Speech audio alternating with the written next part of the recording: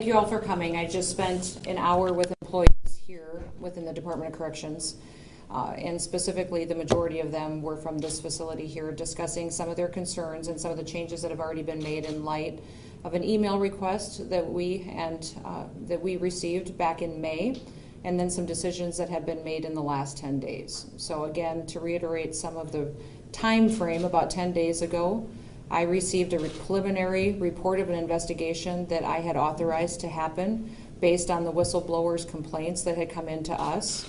That preliminary report within a couple of hours led me to put the warden and the Secretary of Corrections on administrative leave. 2 days later, there was the warden and the deputy warden were relieved of their jobs, and we are continuing to evaluate leadership changes. We're continuing to address the concerns that we have heard from employees from listening sessions that we've held since then. And those include everything from salary policy, vacation policy, training, gear, also shift length and overtime pay, and what we can do to adequately staff the facility in a way that allows them some quality of life too. Because that's a big concern for a lot of them, is that we've been shorthanded for a period of time, and they would like to see mandatory overtime to be ended.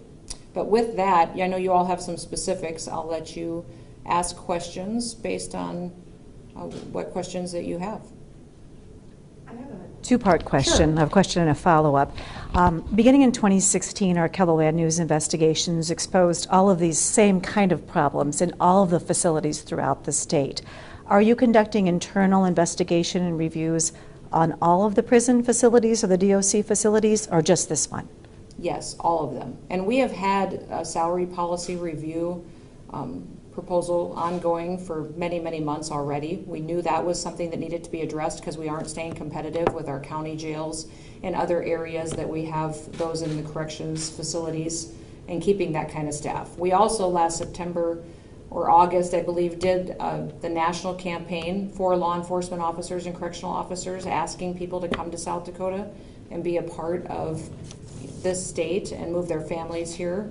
We had around 900 applications from 41 states then, and some of that addressed some shortages we may have, but we still have a real need for individuals to fill job positions as well. So my follow-up to that, and I'll let you get to your question. Would the budget surplus be used at all to raise salaries, to increase benefits, or any idea for that? We are going to use part of what we can to meet short-term needs, but salary policy has to be ongoing revenue. So that's part of the discussion we have with the employees too, is that salary policy is a commitment the state is making on a long-term basis, and I need to know that that revenue is going to be there every single year too. So this year's budget surplus could potentially be used as one-time monies for gear, extra training, maybe bonuses for staff to meet some of those needs, and those are all items that we'll be starting to announce next week. But as far as a long-term fix on that salary policy, we're going to have to consistently look at money we can dedicate to plug into there for the long term. Last week, within hours of receiving the summary of the investigation, you suspended a cabinet secretary, and then within days you fired 2 people. What specifically about the finding of that investigation led you to take those actions? Well, what I received that evening was a preliminary report of the investigation. So it wasn't finalized, and it still isn't finalized. Investigations are still ongoing, and we're getting to the bottom of all of what has happened here and getting the facts from employees. I think the employees today are much more comfortable sharing information with us based on those changes. Before, they were concerned that they would be punished for speaking out. And now we had a very candid conversation in the other room about some of the changes that they needed to see. And I encouraged them and let them know how valued they are. But we also will continue to make sure that when we use that report and when it is finalized, that it's not just short-term fixes, but that the Department of Corrections will make long-term reforms that will be impactful for those who choose to make this their career. There's individuals here that have worked here for 20 to 30 years, and right now they're very discouraged. They're discouraged by what was happening in leadership, and they are encouraged, though, to see how quickly I made changes when I received the information that I did. So I guess why specifically were the warden and deputy warden fired, and why did you feel it was so important to make those changes so quickly? There was information in the preliminary report that confirmed some of what I knew they had to be held accountable for. Are you going to make this public when it's done? We're going to follow the appropriate process. The complaint that you released had allegations of sexual harassment and then also equipment that was not up to standard. Are the prisons safe for inmates and staff today? Yes, the prisons are safe for inmates and staff today. But I would say the staff is tired, and the staff is being asked for a lot. And they deserve better equipment than what they have. They deserve to have more flexibility with their families. A lot of the details that I've learned in the last 10 days, I did not know about before. And when we did, immediately took action. We had the conversation that within minutes of learning what I learned, I knew what my decision would be in leadership changes. It took me a couple of hours to make sure that I could legally do what I wanted to do. But I think for the team here and the employees in the Department of Corrections, they're encouraged to see that action was taken and that we're continuing to do that. We've heard from correctional officers that the two-man posts have now been reduced to one in certain areas, including Pheasant Land Industries, where Correctional Officer Johnson was killed a while ago. When will those posts be brought back to two-man posts? Because those officers are telling me that they do not feel safe. Well, so all of the requirements and staffing levels are being met at all times, but we would prefer to have more staff here, and that's why we're continuing to recruit them. These correctional officers here, though, are fully staffed at all times according to what is required and what normal staffing levels are at other facilities. And how long do you think your investigation will take place? Well, I think that we have to continue to confirm facts, so I hate to put a time frame on it. And I want to make sure that we're making long-term changes based on real information. We had a conversation in the other room about that I can't take action on anecdotes, that I need them to feel confident to go on the record and share with me what needs to be changed. Now, some of them, the equipment has already been ordered to meet some of their needs. We're already working on some changes for financial things that we can do in the short term to help them out. Also looking at long-term salary policy, which we had been undergoing for many months already, trying to see what we could do to stay competitive with the market. But there's also going to be changes in disciplinary actions. There's going to be changes in training, more training available. Many of them felt like they were serving with colleagues who didn't have enough training. So we'll be fixing that. But I do need them to feel confident in sharing concerns with me for me to change it. And I think that today we went a long ways in getting there. How are they able to get in touch with you in the future for additional complaints? Well, we have a completely different leadership team here that knows that that is the #1 priority.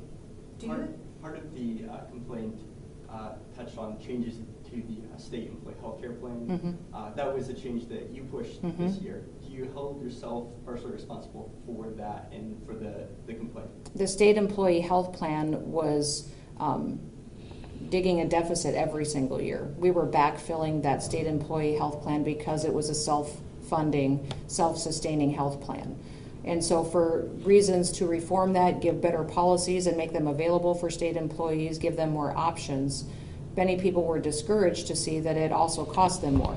We adjusted salary policy, and that's why you saw us give larger salary increases the last year than was required by law, was because we knew the health care plan, some of those policies may cost them more, but we also knew they were getting better plans, it was going to be budgeted for and paid for, and that it wasn't going to be something that was going to be unpredictable, and that we would get to the level where they would feel very comfortable with their health care plans. Any kind of change is hard, but these plans that they have the option from, and we talked about those today with all the employees, give them more options as a family, and we're adjusting salary policy to hopefully make them whole and even better.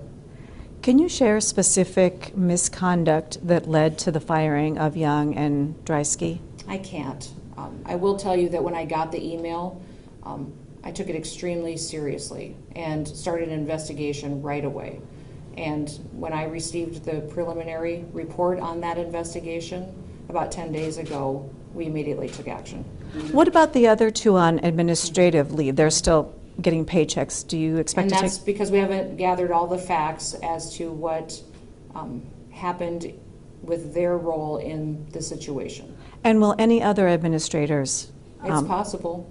I was very clear in the other room that everybody's being evaluated, every single person, and especially those in leadership, And just here at this facility or throughout? throughout the Department of Corrections. Did the preliminary report confirm the allegations of sexual harassment and changing schedules? I can't speak to that. How many vacant FTEs in this facility are there? Not certain in this facility because it has changed. We actually had a couple of people that we discussed in the other room as well too. So it has been a changing position. And some are filling overtime, and there are quite a few down though. BHR is kind of heading this investigation. We know that these issues have been going on for years. Is BHR being investigated? No, they're not. BHR follows salary policy that is set by legislators. And Sure, we have, I mean, if they have been receiving complaints over the years, none of this was on BHR's radar for the last years and years and years that this has been going on. I mean, complaints typically go up through the Department of Corrections. And the people that were aware of complaints that weren't taking action, that it was appropriate, they're being held responsible. So BHR didn't see any of this until it was started to make It is not BHR's role to get into disciplinary action, to get into, unless it has to do with their specific employment job. But within shifts and overtime, those types of things, they can give recommendations to cabinet secretaries. They give what the law is and what the policy levels are at, and then different decisions get made in each agency and department. I heard from a correctional officer who described missing watching his children open Christmas gifts for a number of years and was working instead. He was told that he would get paid double pay. Well, the shifts increased from 8 hours to 12 hours when he received his paycheck. He got double pay for 8 hours, but not the full 12. How are you going to address these types of situations? I heard that today for the first time. It will be fixed by next week.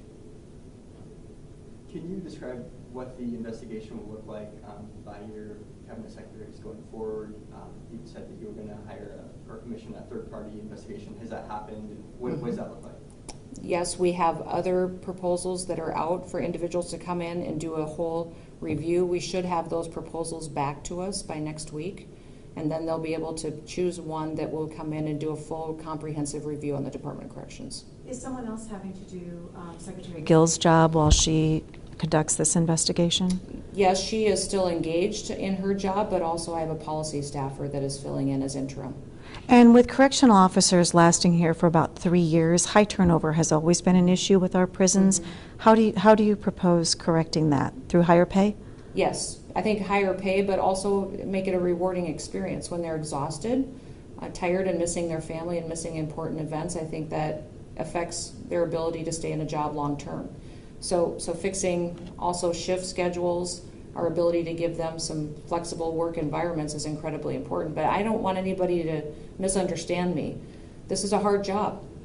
It's a hard job because they're literally putting themselves in dangerous situations that are unpredictable, and they need to be adequately trained and have the gear that they need, and they also need to know that they're appreciated.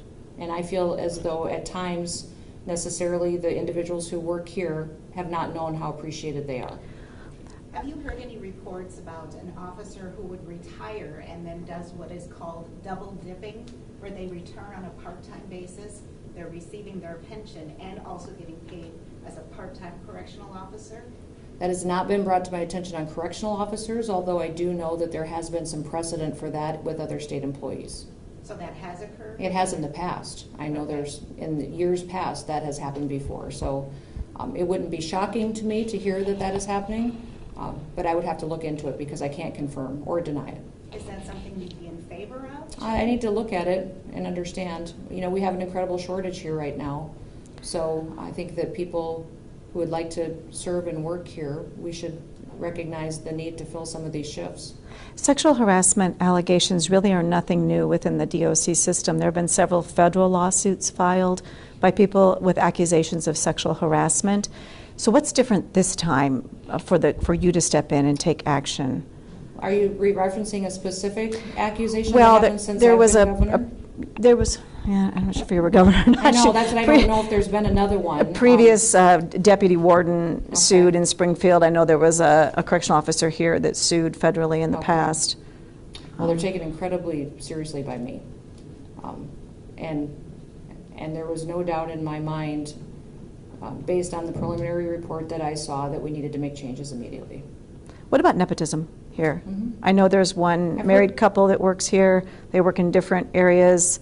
They don't supervise one another. Is that an issue? Is that a problem? It is being investigated. I've heard that, and it was part of the whistleblower's complaint. It was not brought up today with the employees, but I do have my team looking into it.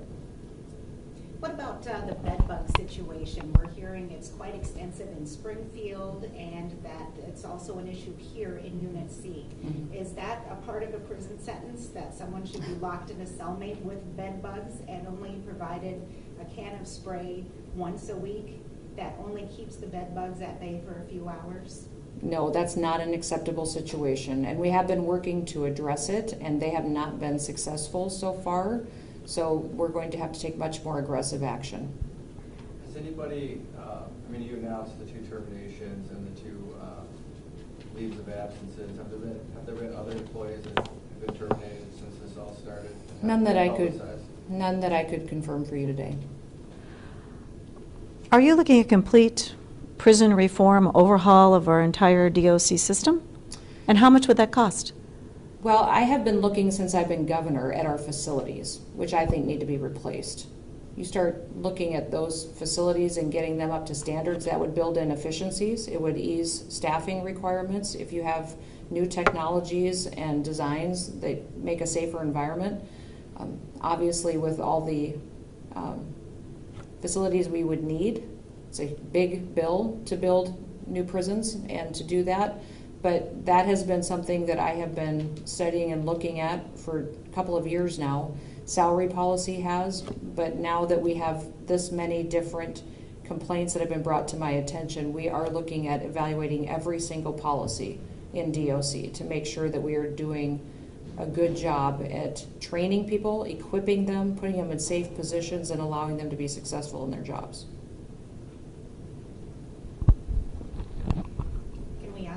Sure. Question that's not part I think- of this topic? I think Is that so, okay? yeah. We heard that you will be going to Texas to visit the folks that are on reserves from Sioux Falls. Can you tell us about that, when you're going, what your plans are? I'm going to be going down to the border to see our National Guard troops that are stationed there. They were deployed there for 30 days. Make sure that we're confirming the situations they're in, that the state of Texas and the partnership that we have is being followed, and to make sure that they know we appreciate their service. And another topic here, the Mike Lindell Cyber Symposium. When I interviewed Mr. Lindell, he said you were supportive in him booking it here in Sioux Falls and it taking place. Do you feel that the last presidential election was fair, and will you be attending his cyber symposium? You know, Mike talked to me that he wanted to hold a cyber symposium. He would need about hundreds of hotel rooms, and I said, why don't you do that in South Dakota? We would love to host guests. We have been doing that at historic levels. So I don't know what my schedule is for sure. I'm trying to remember right when that is actually scheduled. I think it's in August, 11th, right? August 10th, 11th, Yeah. and 12th. Yeah. So I think that we have a duly elected president in the White House, that he was elected by the people. If there is fraud, we should know the facts. How much of this report will you make public once it's done? This report on DOC. Yes. Well, we're going to look at what's in there. I hope everybody remembers that this is personnel policy. So it's very different when you're dealing with employees and there's legal requirements to releasing these types of investigations. But certainly, if it's appropriate, we will be. For the correctional officers that were hoping that they would hear from you that maybe some emergency COVID funding would give them a boost in pay or help them with their insurance premiums, and they're disappointed today because they did not hear that from you, what hope do you want to give to them to hang on instead of applying for a job at a fast food restaurant and making just a little bit less and being in a much safer environment? Well, I think you should go talk to them. Okay. You know, to be honest with you, we had a great meeting, and they know there are changes coming. I also told them There'll be short-term fixes and there's long-term fixes that need to happen. Salary policy has to be a long-term fix that we have to find ongoing revenue for. But I told them that's why you saw us last year with the extra revenue that we have, put money into trust funds. When you put money into trust funds, you have ongoing interest that you know you can count on year after year that can then be plugged into salary policy. That's why we paid off debt, was so that our ongoing budget would have more wiggle room to do reforms like we need to in salary policy. So they know that. They know that I'm going to get them as much immediate help as I possibly can. But the long-term salary policy is something that I need to be responsible and make sure that our budget still balances and that we do it appropriately. And South Dakota is listed in the top 5 right now for managing debt and being in a very sound financial position. Is that something that's important to you, or could you speak to that? Oh, it's incredibly important to me. It's also important to me that we stay competitive with our salary policy and that we have people in open positions that, especially where they're counting on a fellow staffer to have their back, they could be in dangerous situations, and that we also make sure that we have our inmates in safe situations too, and that we have adequate staffing levels. So we'll continue to put forward a proposal that is responsible both on the budgetary issues, but also specifically on the individuals who step up and serve in these roles. Is there any chance that you put this guard on standby to assist here? I mean, is the staff shortage so depleted that could? I think I have a couple of other options I want to look into the next couple of days, so stay posted. I think I would like to explore them before our guard. Our guard is the best in the world, and they've got several deployments coming up. And you have to look at the commitment they have to their communities, the commitment that they have to the national security issues that they serve, and so we want to make sure that we're using them appropriately. Governor, you have released information in some of other instances, like the Minnehaha State's Attorney. Why not release that report or other information in this situation? Because they're elected. And in other situations where you've seen investigations going on, they're accountable to the people of the state, and the people that elect them and vote for them deserve to have all the information. This is very different.